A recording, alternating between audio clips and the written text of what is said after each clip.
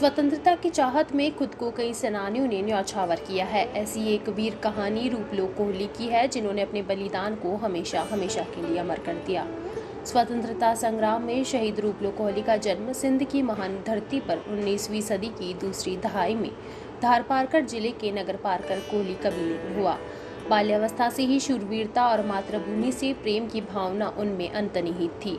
उनका पालन पोषण कारूझर पहाड़ों के कतारों की कबीले की रस्मों के मुताबिक हुआ, जिन्हें खानदानी हथियारों, तीर कमानों, भालों और घातक हथियारों को चलाने की महारत हासिल थी। रूपलोक कोहली ने अपनी जवानी में पहाड़ों और भट्टों में कई दरिंदों को मार गिराया था। वह बहादुर और फुर्तीले सुंदर जवान थे। वह अपनी दिलेरी के कारण अपने कबीले में और दूसरे कबीले में बड़े आदर की नजर से देखे जाते थे। पहली बार 15 अप्रैल 1859 को रूपलो और उनके साथियों ने अंग्रेजों के खिलाफ झंडा बुलंद किया।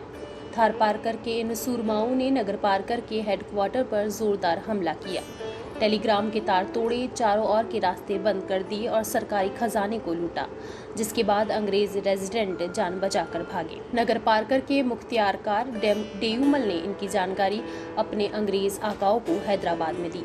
हैदराबाद छावनी के ऑफिसर कर्नल यूनिक के प्रतिनिधित्व में थर बलोची में एक विंग नगर पारकर की तरफ रवाना हुई। कुछ तोपखाना कराची से रवाना हुआ। उन सभी फौजों की अगुवाई कर्नल यूनिक ने संभाली थी। नगर पारकर हरियंत पनसंदों को कुचलने के लिए 3 मई 1859 को हमला किया गया। प्यारे वतन सिंध के सिंधियों के पुराने हथियार अंग्रेजों की बंदूकों के सामने टिक नहीं सके, इसलिए पहाड़ी किले चंदनगढ़ में बंद हो गए। कर्नल यूनिक ने कुछ गद्दार सरदारों की मदद से चंदनगढ़ किले को तोपों से उड़ा दिया, जहां से कई बहादुर वीरों को गिरफ्तार किया गया और कुछ लोगों ने करुंझर पहाड़ों में आकर पनाह ली।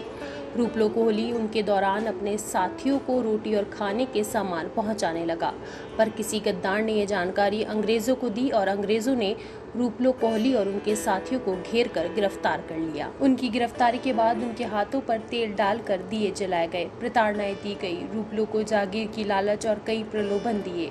फिर भी उन्होंने अपने साथियों का पता ठिकाना नहीं बताया, जिसके बाद रूपलोक कोहली और उनके साथियों पर बगावत का मुकदमा चलाया गया। वीर देशभक्त को मौत की सजा सुनाई गई। अंग्रेजों का साथ देने वालों को इनाम में जागीरें दी गई। धरती माता के इस सपूत रूपलोक कोहली को 21 अगस्त 1859 को फांसी दे दी गई। उनके किए गए किरदारों ने उनको हमेशा के लिए अमर कर दिया। ऐसे थे हमारे महान योद्धा, वीर देशभक्त, जिन्होंने अंग्रेजों का डटकर मुकाबला किया और अपना सर्वस्व बलिदान कर दिया।